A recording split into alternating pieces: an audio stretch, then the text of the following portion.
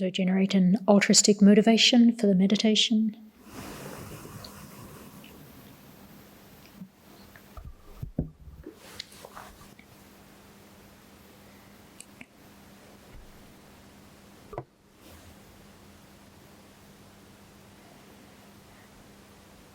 And then reflecting on transforming gain and loss into the path. The 12th practice of a Bodhisattva.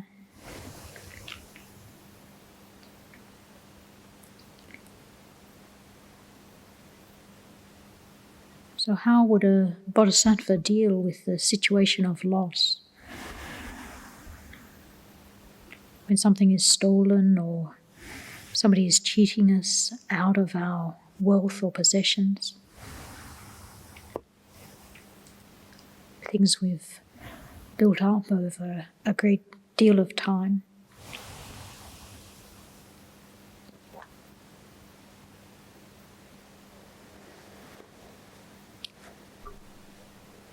Most people would get angry, complain to other friends. However, it's different for a Bodhisattva.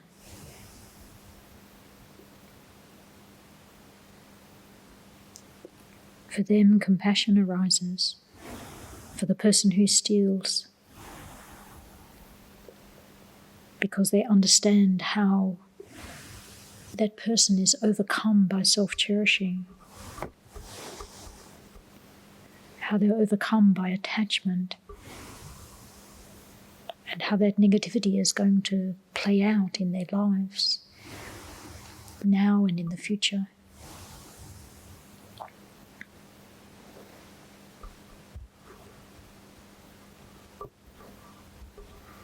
A Bodhisattva really has a great deal of love and compassion for sentient beings, and understands the nature of desire and how it deceives.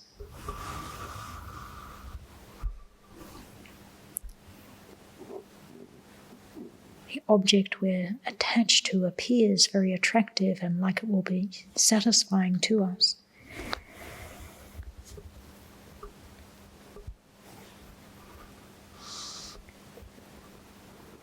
So they feel compassion for the thief, and they dedicate their virtue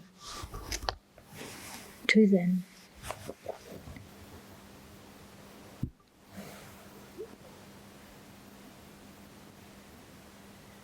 They separate from any attachment to the wealth or possessions that were stolen or that they were cheated out of.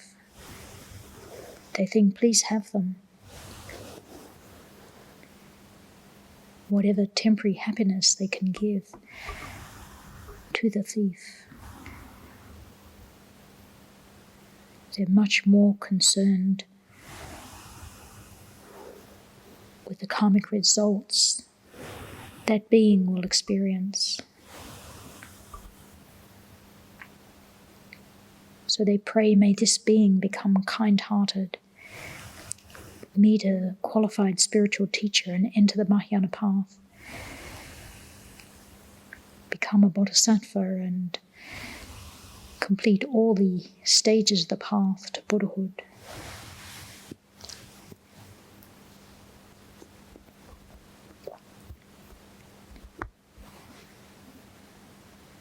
So this practice is the first of many practices to transform adverse circumstances into the path.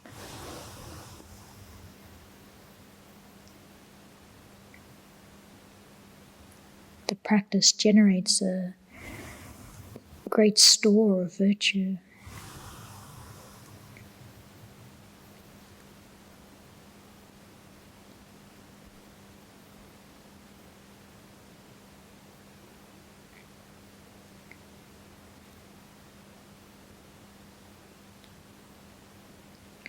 So any miserliness is restrained through the love and compassion for others.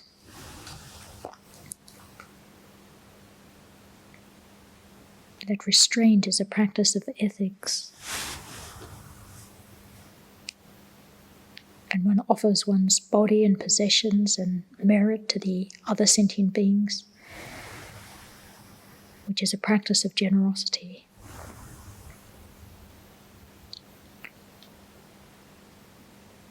And rather than being disturbed by the situation, the Bodhisattva is very patient. So the practice of patience is a skillful response. And they feel joy.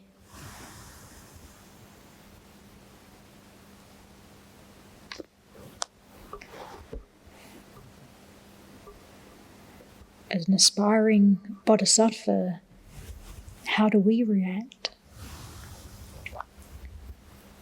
It's most important not to get angry.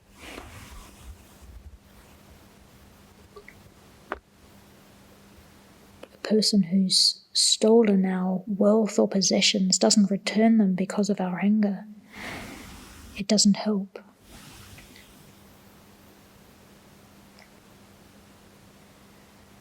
All they wanted was happiness, and their self-cherishing led them to do that action. They had no freedom.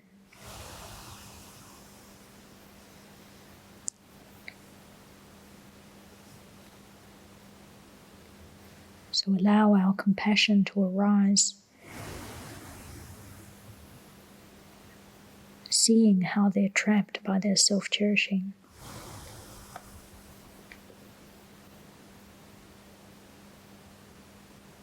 Think, may I guide them to achieve future and lasting, stable happiness.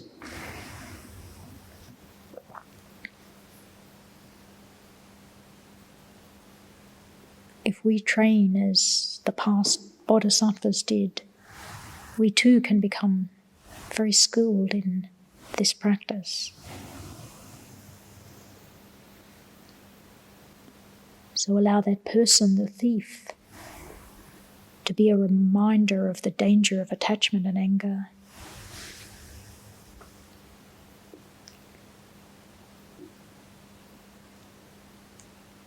One can see it as a great opportunity to rejoice and transform the situation into a path.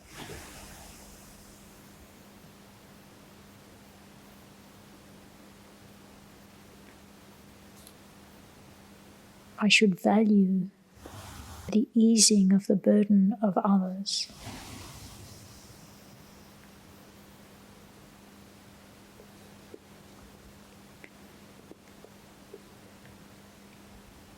I need to help them connect with the Dharma.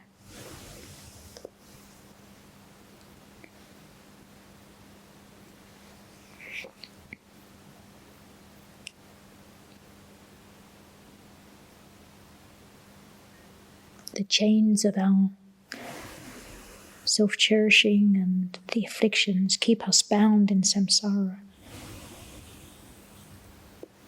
So our perspective is turned around from self-interest to really cherishing others. Seeing how they're in the same position as ourselves, but they lack the training, they lack the knowledge.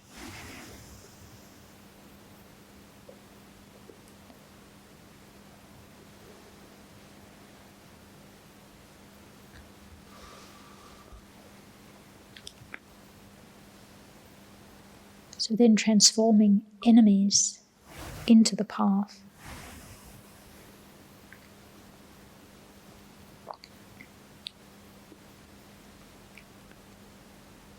We've all been blamed by someone or criticized many times, probably.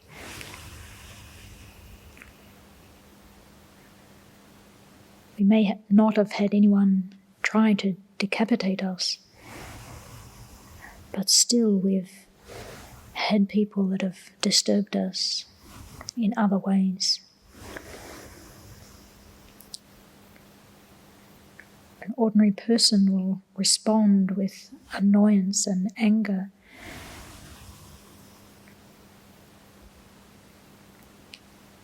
But the mind of a Bodhisattva stays subdued.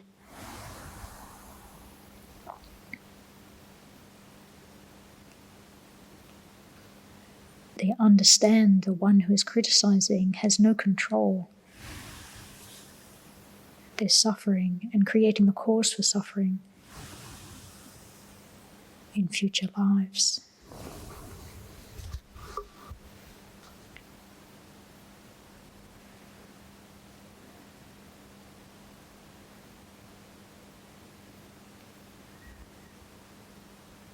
So again, those reflections should help loving kindness and compassion arise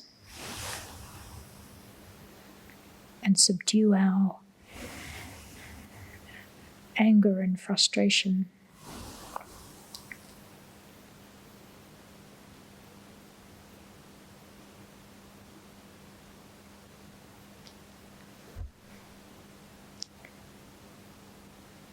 When we're really thinking of others and how little control they have, by understanding our own situation,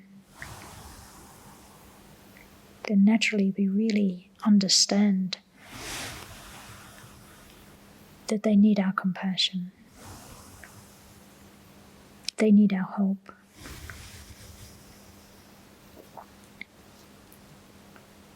The Bodhisattva thinks this enemy who's criticizing has suffered enough. I'll give them my virtue. May they generate all the causes for the Mahayana path, all the stages of the path.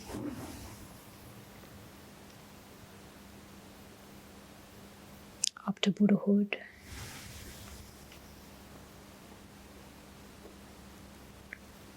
So the Bodhisattva, in addition to taking on the suffering of other sentient beings who harm them, they generate great loving kindness and compassion.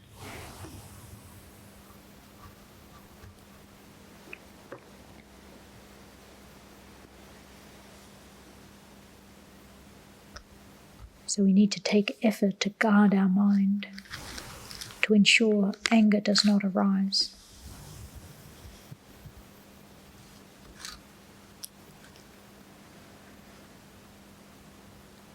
It is amazing to think there are remarkable beings in the world who do not get disturbed at all. We too can become like that.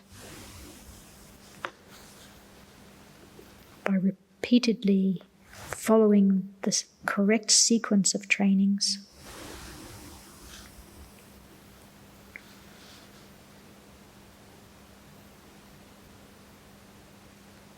We can't do that yet because we haven't habituated ourselves with that training. We're habituated to the opposite behavior.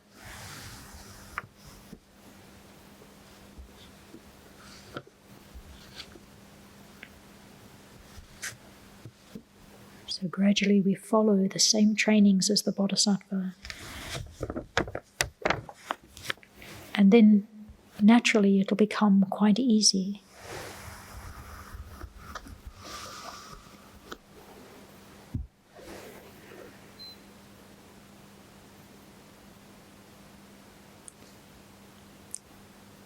So the next practice of a Bodhisattva is transforming abusive speech into the path.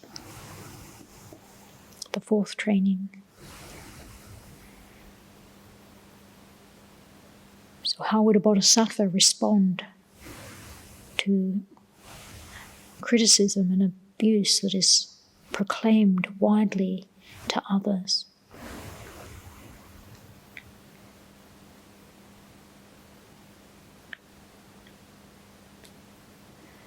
They respond with a loving mind And they're focused on praising the qualities of the person who criticized them.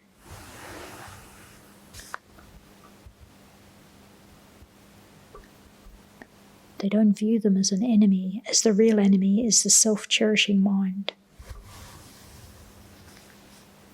They don't get drawn in to what is said.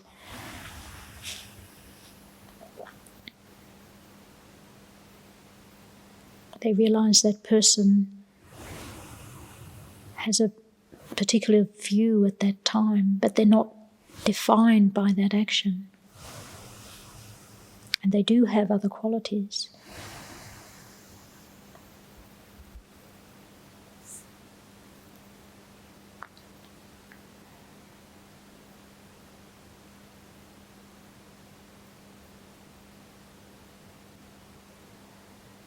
So the Bodhisattva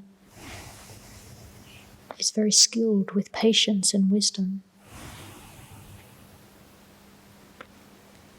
They may choose to remain silent, or they may explain what has happened with wisdom and skill and clarity.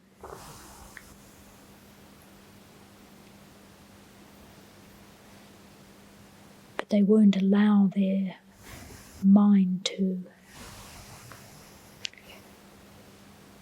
be disturbed in any way.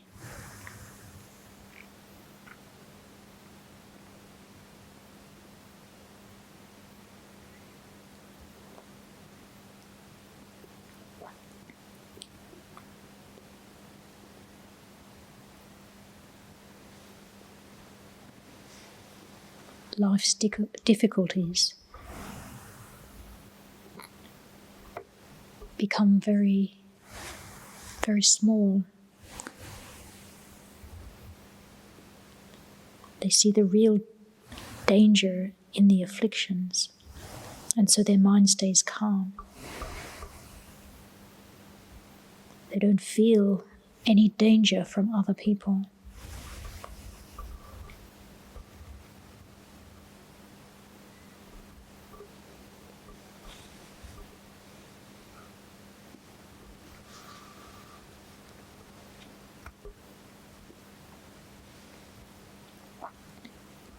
So the next practice 15, is similar. It's transforming criticism into the path. But here the abusive speech is directed to one's own person.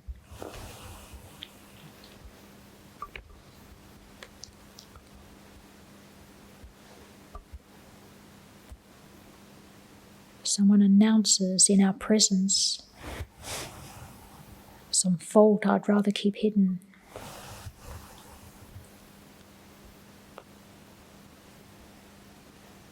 So the Bodhisattva responds by considering them as similar to their own spiritual teacher. They bow with respect.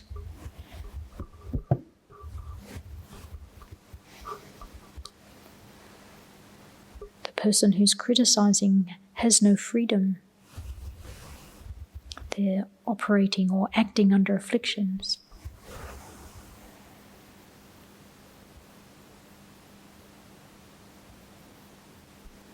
And the Bodhisattva feels the good fortune of seeing the situation as if their virtuous friend or spiritual teacher is present, and they bow respectfully.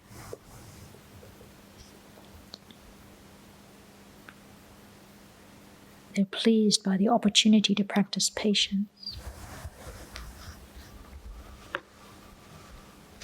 They maintain their loving kindness and compassion for that being.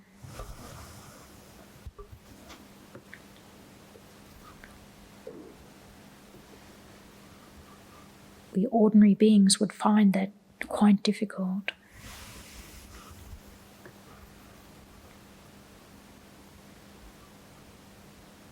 But For the Bodhisattva, it's a natural response because of their training.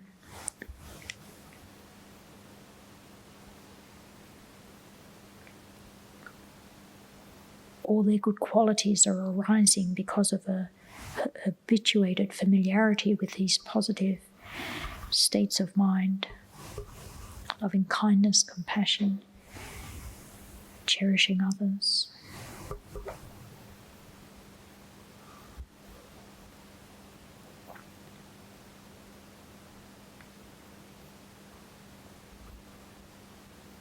So what are problems from a worldly perspective become very welcome mental paths that lead to enlightenment for a bodhisattva.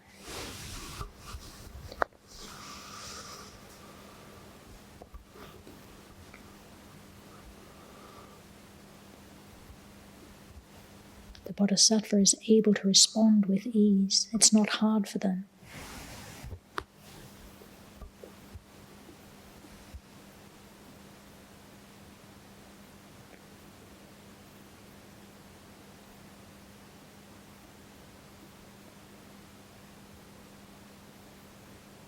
So the inspiration we can take from these teachings is to really commit to becoming a bodhisattva ourselves.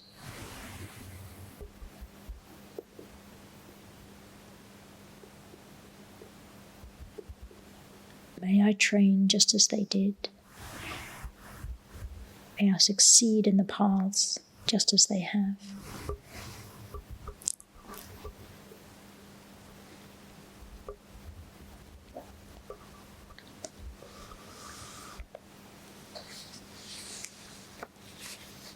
So the next practice is transforming in gratitude into the path.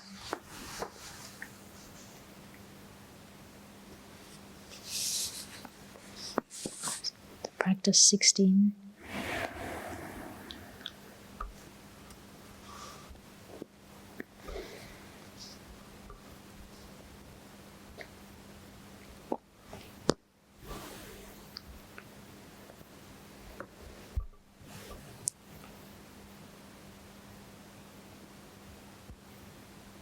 We may have had experience of,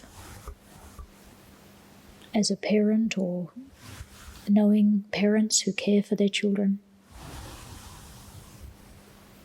when they're most vulnerable and for many years. But then at a later stage, the children steal and criticize or disparage their parents for some minor fault that they see.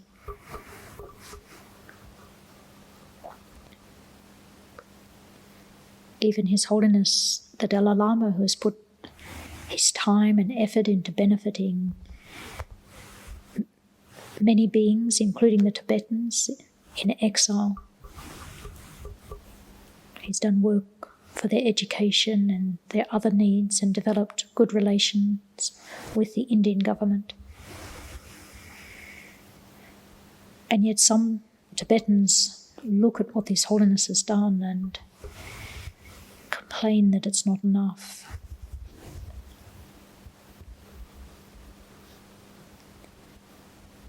So criticism is possible even to holy beings who benefit in extensive ways, let alone ordinary beings who are parents or those of us who have helped in certain ways and then receive criticism.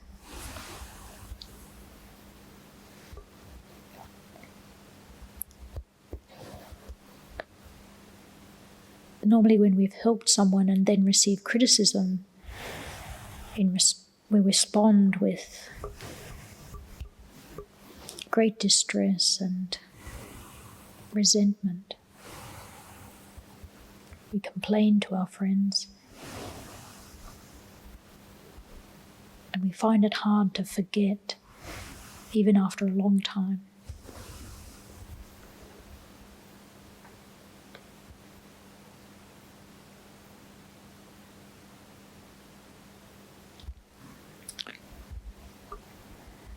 But just like the Bodhisattva, we need to understand that these beings are afflicted. These beings are following their self-cherishing minds and their afflictions.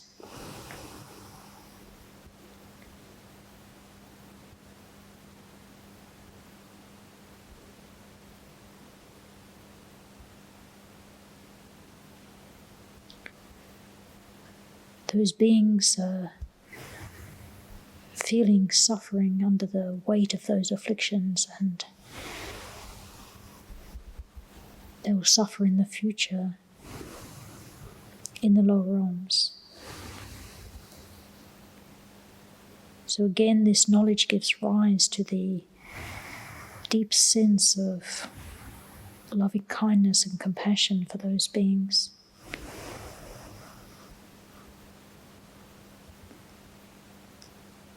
Like a mother whose child is very ill and maybe in pain and responding with anger and frustration, but the parent shows unusual love and affection. So the Bodhisattva here pays particular loving kindness and affection to those beings they've helped and who then criticize. It's an inspiring response due to their training over an extensive period.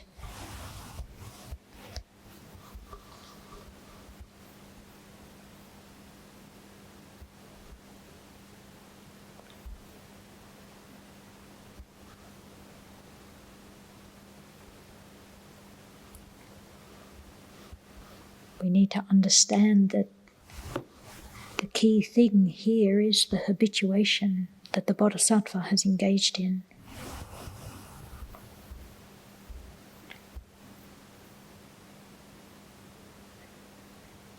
And so aspire ourselves to not just have the wish to be the same as the past Bodhisattvas, or wish for bodhicitta or the stages of the path, but really engage repeatedly in hearing, reflecting and meditating, hearing teachings, contemplating their meaning, and then familiarizing through formal meditation.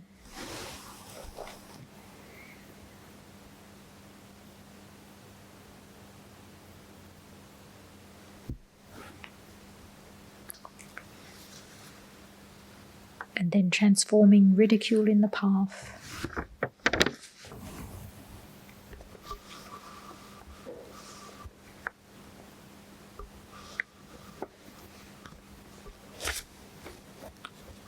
Here the situation is one where someone of the same or lesser level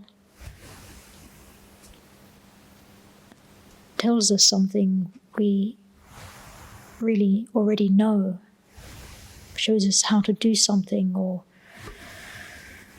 explains something we already understand.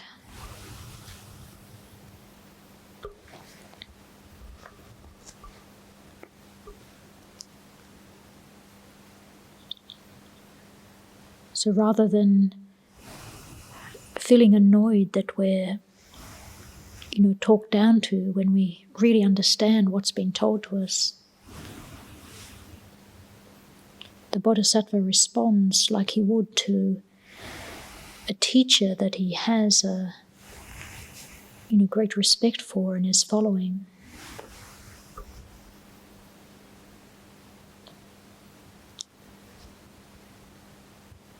The teacher respects the person who's giving the advice or the explanation. The Bodhisattva understands that person is trying to help. So he uses the situation to develop a good relationship, a strong relationship,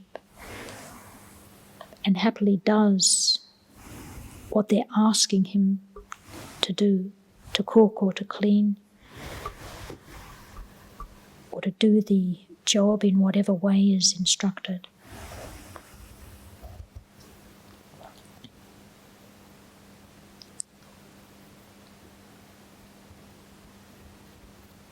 So pride and anger are subdued. The mind stays undisturbed.